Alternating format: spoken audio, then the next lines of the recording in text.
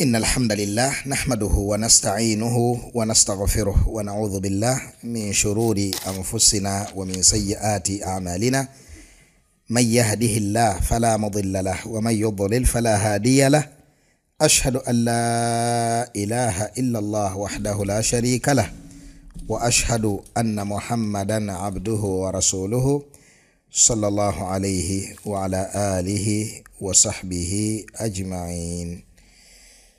Tuchagenda maaso n'ekyafayo kya Nabi Adam alayhi assalatu wassalam, era nga twabadde tukyamalayo ebigambo bino nga Allah subhanahu wa ta'ala bwe yabitulaga mu surati Sad. Naam, تفضل يا شيخ حسن. أعوذ بالله من الشيطان الرجيم. قال فبعزتك لأغوينهم أجمعين إلا عبادك منهم المخلصين.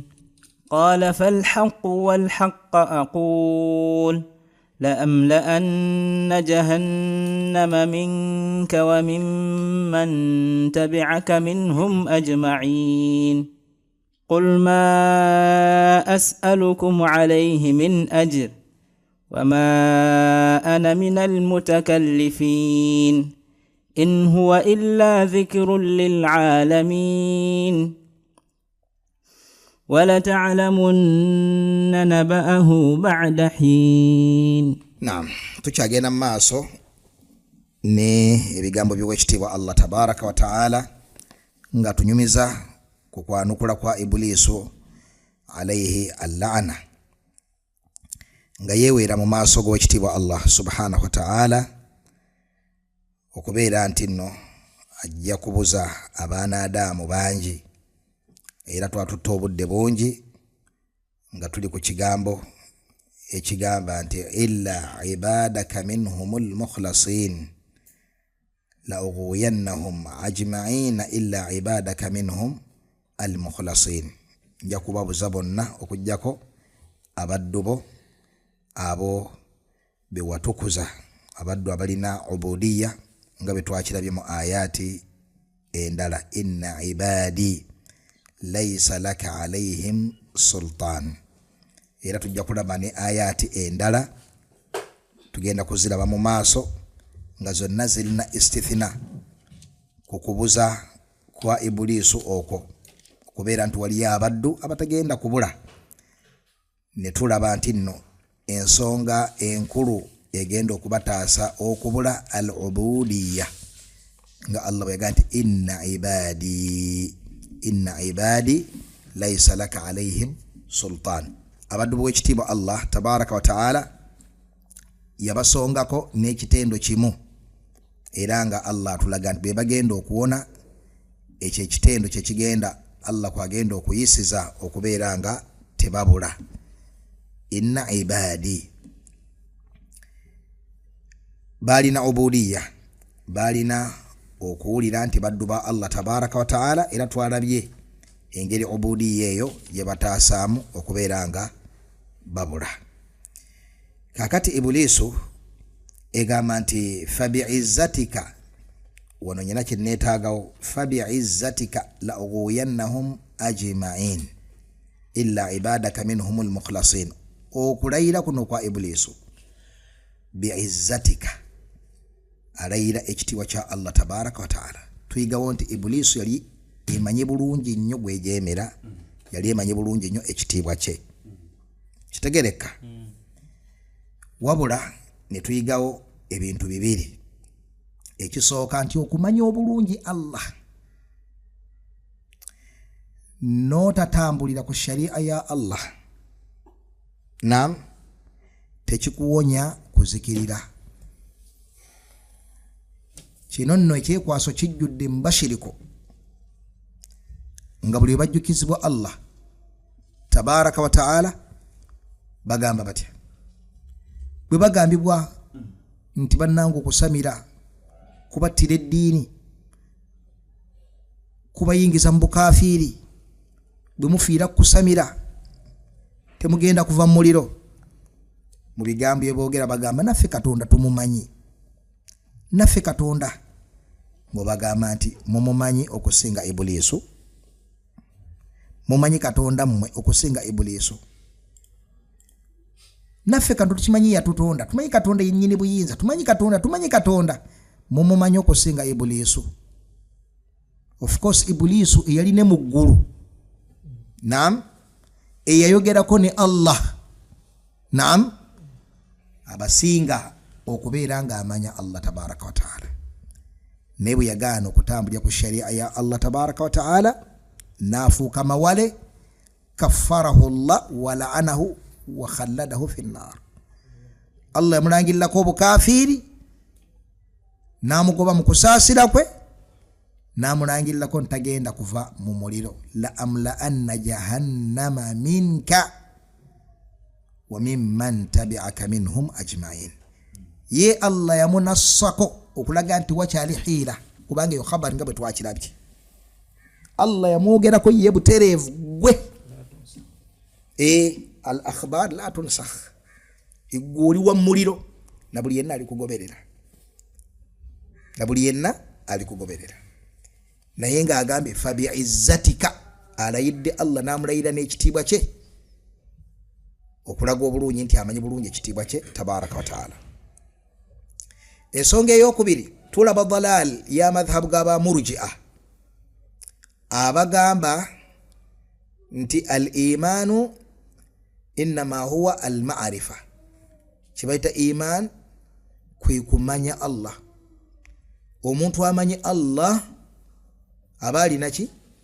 Abalina iman. Eyo dalalun mubin, obwo bubuze obulikiriya obulungi. Ibulisu yali amanyi bulungi Allah, laba bwe mulayira n'ekitiibwa fa bi'izzatika rabbi bima aghwaytani, mulezi wange. Kitegeeza nti Ibulisu emanyi bulungi ani? Allah subhanahu wa ta'ala. Naye awamu n'ekyo Ibulisu ebyo bisatu byonna byagibuutikira. Kaffarahu Allah aba wastakbara wa kana min al-kafirin, la'anahu Allah wa inna alayka la'anati ila yawmiddin, khalladahu fi an-niran, la amla anna jahannama minka wa mimman tabi'aka minhum ajma'in. Byonna bisatu Allah nabikunganyiza mu Ibulisu, kugikaafuwaza, kugigoba mu kusaasira kwe, okugirangirako omulyogo olubeerera. Awamu n'ekyo ng'emanyi bulungi Allah. Idhan al-ibra laysa ma'rifatullah. Era ntujjawo dalal ya jama'ati tabligh, obuze bw'abazikiri kalenge abo abamala obulamu bwabwe nga basomesa aba tawhid ar-rububiyya, tawhid wa obulezi bwa Allah tabaraka wa taala. Buli wakwata akazindaalo ng'ayogera ebintu byakakasa obulungi nti ne Muzeyiddo Mazo ne Anatoli ne Zaveri tebabiwakanya. Omuzikiri asobola okusomesa okuva ku magaribi mpaka ku isha. Naam, asobola okusomeseza essaawa nnamba oba bbiri ng'ebigambo byasomeseza singa bisomesereza mu ekereziya tebaali muwakanyiza, tebaali mukayanyiza. Kitegereka bulungi? Kiringa ngero waliwo ddaai omu eyewa omulimu ogwo nga ddala ebigambo byasomesa n'akamu n'akeddagala birizoninga bulungi nnyo eri faaza, eri pasta, eri buli omu. Tebina mutawaana. Era ng'osingana obutambi oli akagula n'okagula n'akateeka mu nnyumba naga abaana mujje mutuule wano muwulirize. Lwaki? Amazima nga bulaga bulungi nnyo gyenvudde w'omuntu okutuuka ne waali n'obukulu bw'okwebaza n'ebifaanako bwe bityo. Naye nga ebigambo ebyo tebiteeba mu uluhiyya. Era lwatalantukawo katono nnyo n'alumba uluhiyya bafaanizi nga bagamba owaba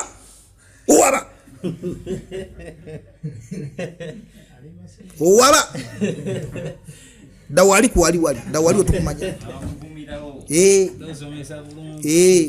Kitegerese bulungi obadde osomesa bulungi. N'olwekyo bannange al-imanu si al-ma'rifa. Kye bayita iman kwe kusinza Allah ng'omusinziza ku tawhid. Kitegereka? Eyo nno munnange ensonga nkulu okubeera nga ogitegeera ensonga endala gye tuyiga wano barakallahu fikum ge mas'ala awwalu wajibin ala almukallafi kintu ki ekikulembera okubeera ekyetteeka ku muntu hal huwa ma'rifatullah au la ilaha illa Allah kiki ekisooka okulagirwa omuntu kutegeera Allah oba kwawula Allah kitegereka obwongo bwaliraze omuntu nti ekintu ekisookera ddala Allah kyabanja omuntu kutegeera Allah amanyi nti Allah ali kino Allah ali kino Allah ali kino Allah ali kino Allah ali kino Allah ali kino amutegeera bulungi bwamala amwawule kitegerekese era waliwo abakyogera ekyo nti awwalu wajibu ala almukallafi ma'rifatullah ekintu ekisooka okubeera ekyetteeka ku muntu kutegeera Allah nedda munnange ekyo si kituufu so nga mu bwongo owuliranga ekyalibadde kiki ekituufu kikyamu nnyo ekituufu awwalu wajib ala almukallafi tawhidullah ekiri wajibu ekisooka ku muntu kwawulani kwawula Allah subhanahu wa ta'ala omuntu ayinza okubuuza ekibuuzo nti ayawulani gwatamanyi ayawulani gwatategedde kitegereka okwanukula nti Allah buli kitonde kye bayita omuntu yakitonderamu ekigero ekimala okumutegeera buli kitonde ekiyitibwa omuntu yakitonderamu ekigero ekimala okumutegeera yakitonderamu ekigero ekimala mu kumutegeera naam era ng'ekyo ekigero kwabanjibwa okubeera nti waaba atolontokera dduke asooka yawulani Allah subhanahu wa ta'ala kakati bingi byatamanyi ku Allah byagenda ategeera ku Allah yawm baada yawm lunaku kuki lunaku kitegereka era nga n'abantu abazaaliddwa mu busiraamu nga bafaayo ku ddiini buli lunaku waliwo ekintu kye bongera okutegeera ku Allah imani neyeeyongera si bwe kiri wabawo kye beyongera okutegeera ku Allah abakkiriza babaako naye siriikirira ku Allah ku mbeera gy'abadde tamusiriikirangako naam n'alowooza ku kino n'ajjukira kino n'asoma aya naga subhanallah aya neebaako kyemubikkulidde ku Allah yaani omuntu takoma kubeera nga ategeera Allah naye okutegeera Allah kuno kwonna akumusiŋŋaanye muki musiraamu kati nno kikutegeeza obulungi okitegeere kwe kubeera nti nno singa omusajja naam abanga ayagalira ddala okusinza Allah n'atuula nga sinnasiramuka sinnaleeta shahada kansooke mmale okutegeera ku Allah hatta ne bw'asaba ekitabo ekimunnyonnyola Allah ne kimuweebwa n'atuulaawo nakisomera emyaka egi myaka 2 abaali awo kirukululana ne kijja ne kimusaabala ng'ali mu kutegeera Allah amala akkirize Allah wali omusiraamu yenna aga tumusaalire wanyi teriyo omusiraamu yenna agamba nti tumusaalire limaadha kubanga abadde tannakkiriza Allah ali ku research afiiridde mu research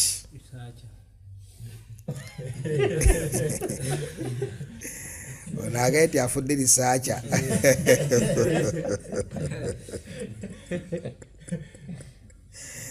kasago okyogedde sife kakati oyo si mu'min wabula liki researcher kitegereka aiwa n'olwekyo ife abasiraamu awwal wajib ala almukallafi tawhidullah tabaraka wa ta'ala la ilaha illa Allah era omuntu olugira bw'atogati soko gambe la ilaha illa Allah anjagala munsomesa di gamba la ilaha illa Allah bwe bisigadde byonna ogenda bimanya nga la ilaha illa Allah ng'asookawo n'ekibambulira omuntu oyo agasibwa naam nabbi sallallahu alaihi wasallama yanyigira Usama ibn Zaid ku musajja seconds ntono nyema bega abadde ali mukutta baki basiramu bwamufundizza mu kasonda musajja naga la ilaha illa Allah Usama naga nti eno teyinza kubanga evudde mu kifuba namutemako muki namutemako omutwe yani namutta mu bufunze naam kuba hadithi gadi wata'antuhu bi rumhi namufumita namukola ki namutta kitegereka naye nabbi yayitirizanga kimugamba aqataltahu ba'da an qala la ilaha illa Allah omuse ngamaze okwogera ekigambo la ilaha illa Allah omuse ngamaze okwogera ekigambo la ilaha illa Allah omuse ngamaze okwogera ekigambo la ilaha illa Allah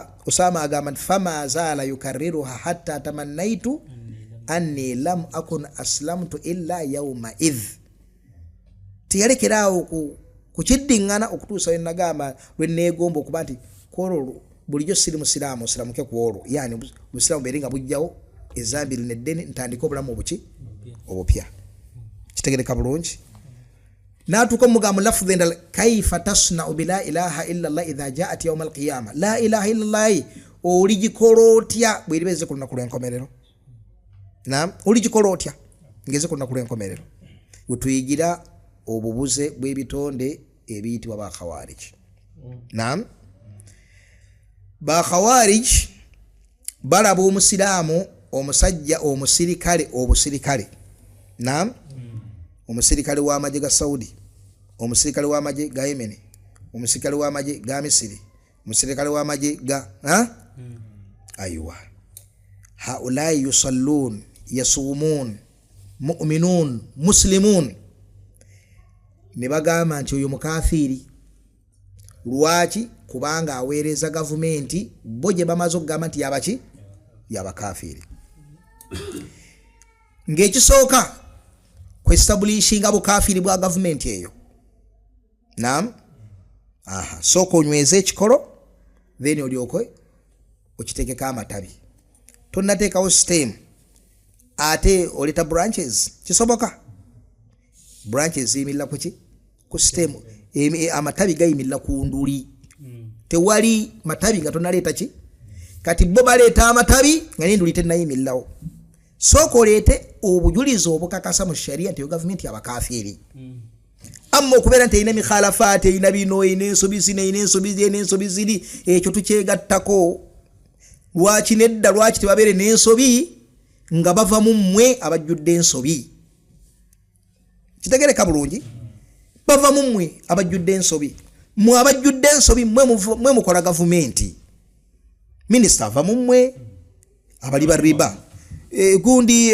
generali ava mu mmwe abafere gundi ava mu mmwe ababbi gundi ava mu mmwe abalimba gundi ava mu mulowooza eri kategori yava mu ggulu neegwa mbukulembeze bava mu mmwe kitegera bagenda kuba ne attributes ng'ezammwe bagenda kuba n'obukendeevu mu ntambuza ya gavumenti nga bwe babadde babulina mu mbeera yabwe ey'obuntu era nga nammwe abasigadde ebweru wa gavumenti bwe mubulina kitegereka bulungi ayiwa naye bw'ogamba nti obukendeevu balina mu gavumenti yaabwe kitegeeza bakafiri oba otegeeza n'abantu bonna bye bavaamu abalina ebitende ebifaanana ng'ebyabwe bakafiri nga naawe kennyini weetwaliddemu lawkunta taakil singa obadde otegeera kitegereka bulungi kakati ne basooka bateekawo amatabi nga tegazimbiddwa ku nduli enduli yo yennyini nfu okaafuwa zi gavumenti ezo olw'obukendeevu bwe zirina ekyo kikyamu thaniyan okijjawa nti oli bw'aba akolera gavumenti enkyamu kitegeeza naye abeera mukafiri oba katukisembeze bulungi e Uganda katukisembeze bulungi luddawa e Uganda musajja ali mu office oyinza okubanga oli wa nopuko nga ne bakusala omusaayi guvaamu neera gwenda kuba gwa red ayiwa red squared okay kakati naye gye bali abanupu bangi nga bakozi ba gavumenti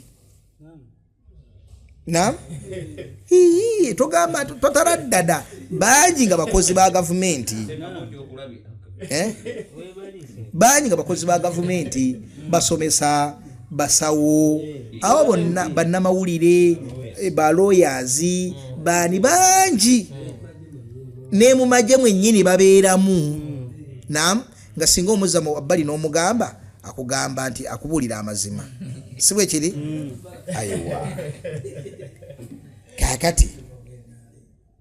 kaakati ab'ebitiibwa olwo kitegeeza nti omuntu bw'akolera gavumenti ateekeddwa okuba omusiimu ku bukendeevu gavumenti bw'erina naam abasomesa ani abasasula abasawo ani abasasula abalimisa ani abasasula abakyabakya ani abasasula gavumenti abo bonna bakozi ba gavumenti naam gavumenti oba erina obukendeevu baba basiimu eri obukendeevu obwo la taba basiimu eri obukendeevu lwaki obawo ennamula gyowadde gavumenti kati eyo si gyembadde njagala kyenneetaaga kyekiriwa kwe kubeera nti nno ekyo ne bakizimbirako ogamba nti bano bonna legitimate target bonna bagwanira okubeera nga battibwa lwaki kubanga bakolera gavumenti ebadde ki gavumenti nkafiiri bukafiiri ebujje luddawa kubanga erina obukendeevu kubanga ekola biri wahakadha ne batafaayo ku la ilaha illa Allah omuddu ono gye yeetisse teeka ebirowoozo ku hadithi ya Usama muganda wange w'ekitiibwa giteeka ebirowoozo hadithi yani ya Usama mwe mulowooza okuwoza kwa Usama eri nabbi kwali tekukola sense kwali kuli bal nabbi sallallahu alaihi wasallam amanye ilmu ya waqi eyembeera naam akimanyi bulungi nnyo nti the highest possibility yakubeera nti omusajja ono yali yeetaasa bwetaaso gamba la ilaha illallah kitegeka bulungi kubanga kyekikolo tajogedde mu mbeera gy'owulira nti ddala mutuufu evudde ku mutima Osama gati thumma laadha minni bishajara namufundiza mu kafo faqala la ilaha illallah nga amaze okukola ki okumufunza naluka gamba la ilaha illallah kitegereka ne Osama yali akimanyi bulungi nti omuntu ayogedde la ilaha illallah afuuse musamu talina kuttibwa ne karina zimulaga nti ono nedda si bwe kiri naye awamu naye kya nabbi yamugamba nti akataltahu ba'dan qala la ilaha illallah omuse nga amaze okwogera ekigambo la ilaha illallah kiki kulaga nti omusiraamu tattibwa bishubuha omusiraamu tebamuttira ku doubt kyabasajja kati engeri gyali la wallah bannanga amawanga g'abasiraamu galina raha Allah bawadde ekyegera bamasheekha batudde wano mugalabyeko biseera by'okusiibulukuka bonna n'obasiŋŋaana ku checkpoint bonna nga batudde bakola batya basiibuluka ebiseera by'ossala n'obasiŋŋaana nga bali awo bali mu kusaala ono ali mu kuuma babiri bali awo basaala ono ali mu kuuma basatu bali awo basaala bamalize ono bajja bwa nodda ku baddu abafaanako bwe batyo n'ogamba nti ekibafudde abakkirizibwa okuttibwa kubanga bakolera gavumenti naye bino eri ba khawarij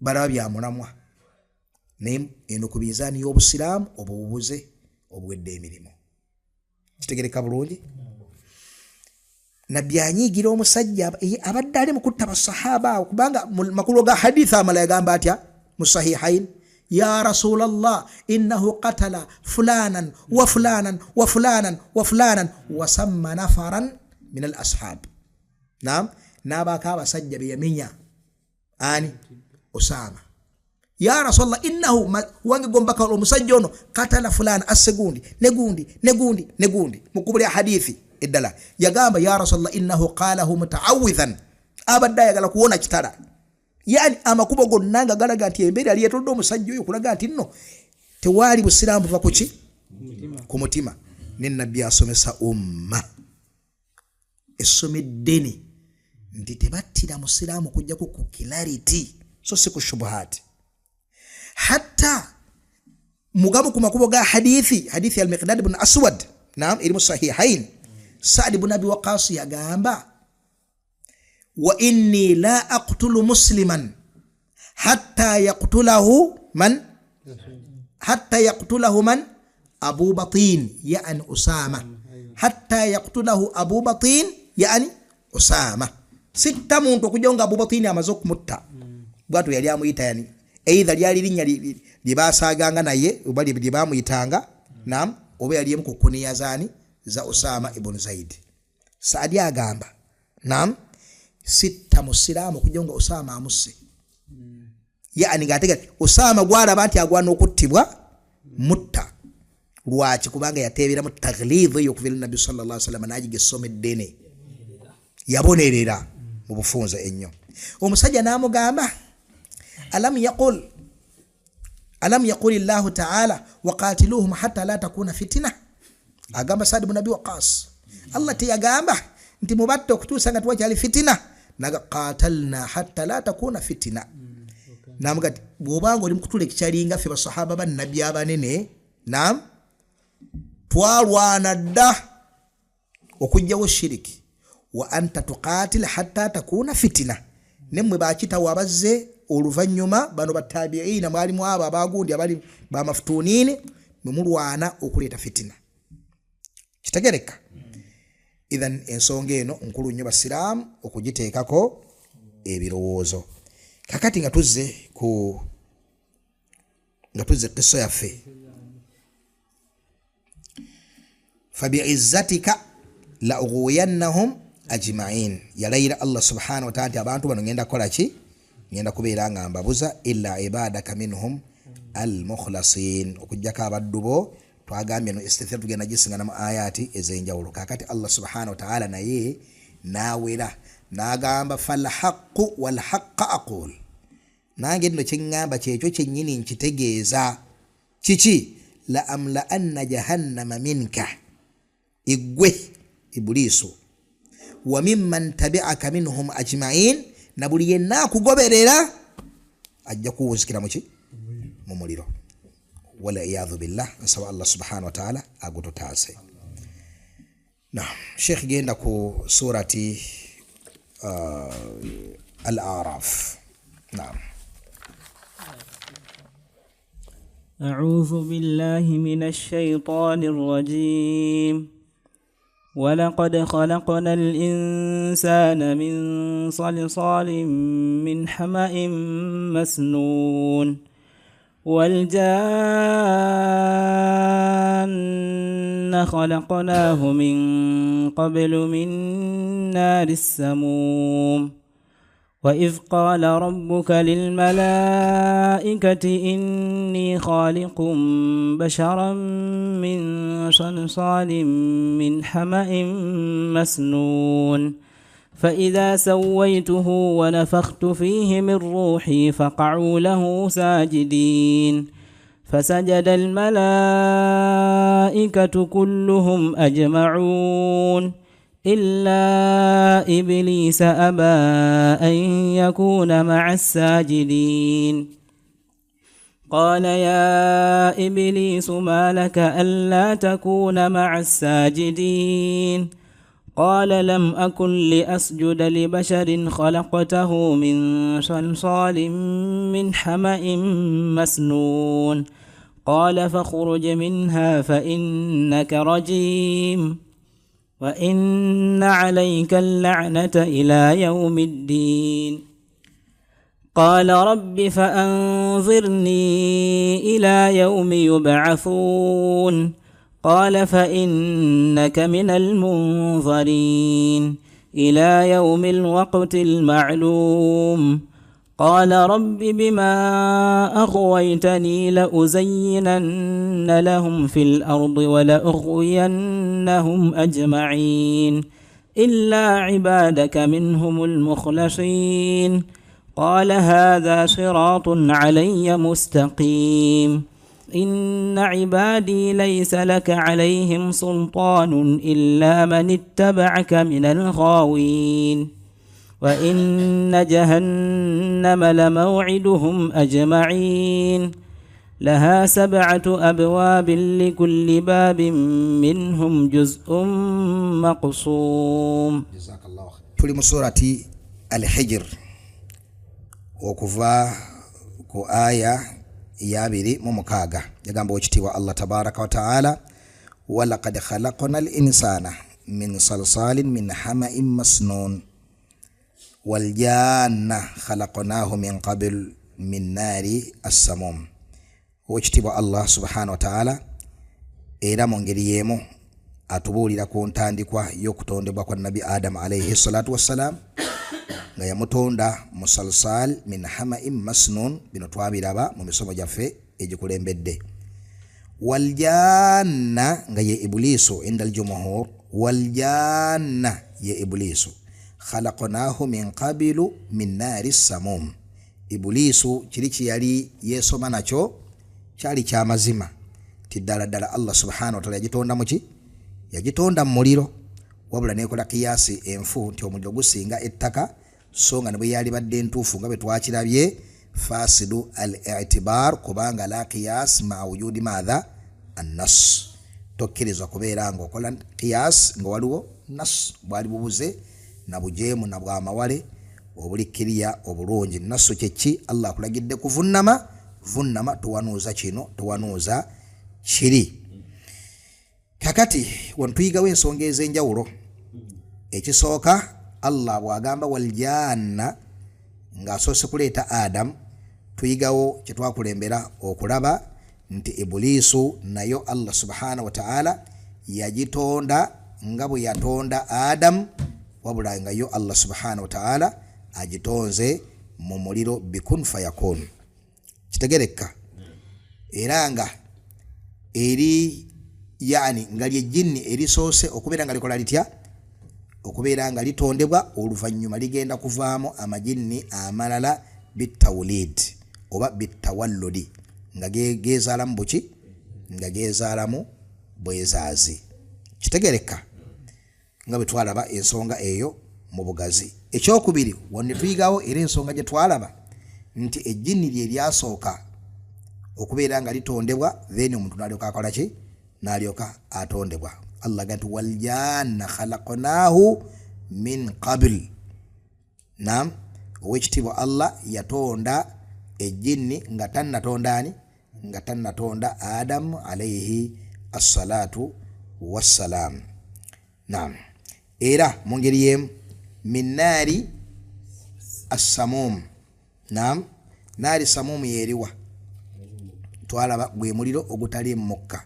Omuliro gwonna la, wabula omuliro gwatondebwamu Iblisu gwe muliro ogusembayo, yaani omuliro bwe gubeera gwaka ennimi z'omuliro ku eji y'ennimi ezo ez'omuliro we gukoma wabaawo kala omuliro ogubaamu kala ez'enjawulo.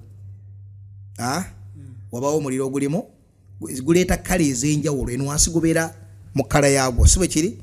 Ne wali we gusembera awo, fulemu zezo wezikolesya wezisembera awo, wabaawo omuliro we gubeera gulimu lwa bbulu, olwa kiragala, olwaki. Kati ogwo omuliro ogwo ogusembayo ogwo Allah subhanahu wa ta'ala gwe yatondamu Iblisu al-la'in. Kitegereka bulungi. Wa idh qala rabbuka lil malaikati inni khaliqun bashara min salsali min hama'in masnun.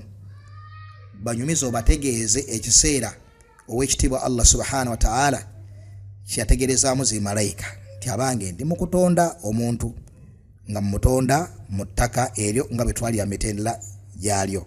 Fa idha sawaituhu, bwe naamala omwenkanyankanya obulungi, wa nafaqtu fihi min ruhi, ne muteekamu omwoyo, faqa'u lahu sajidin, mwenna mukole mutya, munvunnamire. Wane ekigambo faqa'u lahu sajidin, naam, kirimu amakulu ki?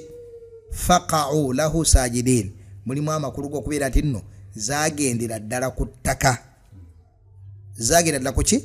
Ku ttaka. Ekigambo kino faqa'u lahu sajidin, naam, kirimu amakulu agalaga nti nno zagendera ddala luddawa. Naam, fawaqa'a sajidan, oba tokyalina kugamba nti oba kwali kukutama oba kyali kikyonna, wabula kitegeeza okugendera ddala wansi ku ttaka. Faqa'u lahu sajidin fasajada almalaikatu kulluhum ajma'una, malaika zonna nezivunama. Laba Allah subhanahu wa ta'ala buyakatiriza nti tewaliyo malaika yonna yakolaki yasigalayo. Fasajada almalaikatu kulluhum ajma'una. Waliwo okukatiriza kwa mirundi emeka esatu. Waliwo okulaga okubuna kw'okuvunama emirundi emeka esatu. Ekisooka fasajada almalaikatu, naam, ekikolo okubeera nti nno buli kiyitibwa malayika kiyingidde mu alifu n'ellaamu ekyo kitegereka. Kati Allah bwagattako nti kulluhum, zonna zonna, ajma'una nga tewali esigaddeyo. Naam, oleke kulowooza nti Jibriilu teyavunnamira Adamu, oleke kulowooza nti Mikail teyavunnamira Adamu, oleke kulowooza nti Malik malayika ekuuma omuliro teyavunnamira Adamu, oleke kulowooza nti Malakul Maut teyavunnamira ani Adamu, oleke kulowooza nti Hamalatul Arush ezeetisa arushi ya Allah tabaraka wa ta'ala tezakola ki tezavunnamira Adamu. Fasajada almalaikatu kulluhum ajma'una, zonna nezivunnama illa Iblis, okujjako ki illa Iblisa aba an yakuna ma'a as-sajidin, okujjako Iblisu yagaana okubeera n'abo abavunnama. Tukiraba nti teyali muzimalayika nga aya ya Al-Kahf bwe kitujjirayo obulungi. Kana min al-jinni fafasaka an amri rabbi. Qala ya Iblisu, Allah abuuza Iblisu, malaka alla takuna ma'a as-sajidin, kyekiganye okuvunnama n'abavunnama. Teyanukula negamba nti olagidde zimalayika. Wala yagambe etya? Qala lam akun li asjuda li basharin khalaqtahu min salsalin min hama'in masnun. Ndaba nze tekigwanira okubeera nga nvunnamira omuntu gwotonze mu ttaka, ndaba tekigwanira. Qala fakhruj minha fa innaka rajim. Kakati bwogoberera kisso eno nga bwe tuzze tugisoma, ngera bwe tugenda okugiraba, tulabanga Allah yajibuuza ebibuuzo ebyenjawulo ebigiraga nti oli mu nsobi nnene, oli mu nsobi nnene. Kyekiganya okuvunnamira kyentonze n'emikono gyange? Kiki ekiganya okukola bwoti? Kiki ebibuuzo ebyenjawulo nga biraga Ibulisu nti eri mu nsobi nki? Eri mu nsobi nnene. Kakati oluvannyuma lw'okugibuuza ebibuuzo ebyo byonna nga ansi zigivaamu ziraga bwamawale, ziraga kwekuza, teziraga kwetoowaza, teziraga nti nno etebukidde ensobi yaayo nedduka neyeenenya. Kirabika bulungi. Allah kyabaga nti fakhruj minha fa innaka rajim. Kakati nno fuluma mu ranks z'obaddemu, fuluma mu status gy'obaddemu, fuluma mu bwakabaka fil malakutil a'la gyebadde ngeri wamu naki nezimalayika, hatta ne khitaabu okubeera nti yazze negishamala, tokyafiitinga kubeera mubo. Allah n'agigoba mu status mwekoze eki mwebadde, wabula nesigala nga eri mujjana. So si nti wano Allah yagifulumya mujjana nga bwe twakikonyeeko era nga bwe tujja okukiraba mu maaso, nga Allah agifulumya mujjana yo ne Adam ne Hawa bonna babeere nga babeera ku nsi nga balabe naki balabe na balabe. Kitegereka bulungi. Kati wano Allah agijja mu bitiibwa bye yalimu, mu ranks ze yalimu, mu bulungi bwe yalimu, mu mirembe gye yalimu, naam, mu bwokumpi bwe yalina, mu kampani ennongoofu, tekyagwana kuwangaala nazimalayika nga Allah agirangiriddeko obukafiri, Allah agifulumiza mu kusaasira kwe, Allah subhanahu wa ta'ala agirangiriddeko omuliro ogwaki ogw'olubella. Fakhruj minha fa innaka rajim. Rajim twakirabye, yani maturud mub'ad an kulli khairin. Allah akugobye tokyalina kalungi konna kolina. Wa inna alayka la'nata ila yawmiddin. Ofulumiziddwa mu kusaasira kwa Allah subhanahu wa ta'ala okutuuka ku lunaku lwaki okutuuka ku lunaku lw'enkobe. Kitegeeza nti nno wooviiramu omwoyo ogenda mu muliro, waliyadhu billah. Qala rabbi, kyaviigamba nti omulezi wange, fa anzirni ila yawmi yub'athun, nindiikiriza okutuusa ku lunaku lw'ogenda okubazuukiza. Omulezi wange nindiikiriza okutuuka ku lunaku lw'ogenda okubazuukiza. Qala fa innaka minal munzirin. Allah n'agiwa okubeera nti egenda kulindiikirizibwa ne si ku lunaku yub'athun, wabula ila yawmil waqti al ma'lum. Lunaku kyolwo nga betulukonyeko lwe lunaku oluliko annafkha al ula, olunaku oluliko okufa engombe olufuwa olusooka. Fasaiqa man fi samawati wa man fi lardi illa man shaa Allah. Kitegereka bulungi.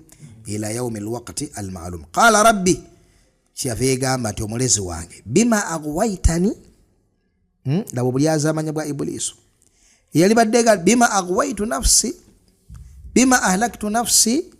Naam, wabula bwakiteeka ku Allah subhanahu wa ta'ala, bima aghwaytani, nga bwontadde mu bazikiridde. Naam, nga bwonzikiriza, nga bwonsudde mu kuzikirira kuno, nga bwonkondemu ninze mu ngeri efaanaganako bwetyo. Naam, al-ghiwaya kyeki? Al-ghiwaya ضد الرشاد. الغواية يضد الرشاد. Ghiwaya kwe kwawukana ku bulungamu. Aywa, kwe kwawukana ku bulungamu. Era Allah nga bwe yagamba mu Qur'an, qad tabayyana ar-rushdu min al-ghayy. Obulungamu bweyawudde ku ki? Bweyawudde ku bubuze. Naam, kakati dalal, ate yo dalal kyeki? Al-ghiwaya ضد الرشاد. wa ضد الرشاد kyeki? Kwe kubeera nga omuntu ava ku mulamwa ng'amanyi, kibayita al-ghiwaya. Illa man ittaba'aka min al-ghawin bima aghwaytani. Naam, al-ghiwaya kyeki? Kwe kuva ku mulamwa ng'oguviiriddeko kumanya, kibayita al-ghayy wal ghiwaya. Ate ar-rashad kwe kubeera ku bulungamu n'okumanya. Qad tabayyana ar-rushdu min al-ghayy. Kakati wano ekiri wano mu makulu gano, nga bwontadde mu kuzikirira, nga bwonkonde muninze, n'ebifaanaganako bwe bityo. Era mu ngeri y'emu wano waliwo bawulama ekigambo kye bagamba. Kigambo ki? Nti kiri mu nkola y'ababuze okwesembesa kadari ku bubuze bwabwe. Kiri mu nkola y'ababuze okwesembesa kadari ku buki? Ku bubuze bwabwe. Nga abashiriki bagamba nti law shaa Allahu ma ashrakna, singa Allah yali tayaga tukole shiriki tetwali badde bashiriku. N'abe Uganda bakyogera mu lulimi lwe lumu olwo abasamize. Kakati ani yabitonda? Yani yabitonda nga kibategeeza nti kadari yebasindika ku ki? Ku lubaale. Kitegereka bulungi? Kati ne Ibulisu wanesonga ku makulu ago nti okubula kwange kuvuddewa, so si kwange, okubula kwange kuvuddewa ku makulu ago gennyini. Nga abasamize bwe bakawaŋŋamula nti okusamira kwabwe kwava wa Allah. Mwenyezi Mungu yabagerera obusamize. Waliyadhu billah. Tugenda kutandikira. Wafaqa Allahu al-jami' lima yuhibbuhu wa yarda. Alhamdulillahi rabbil alamin.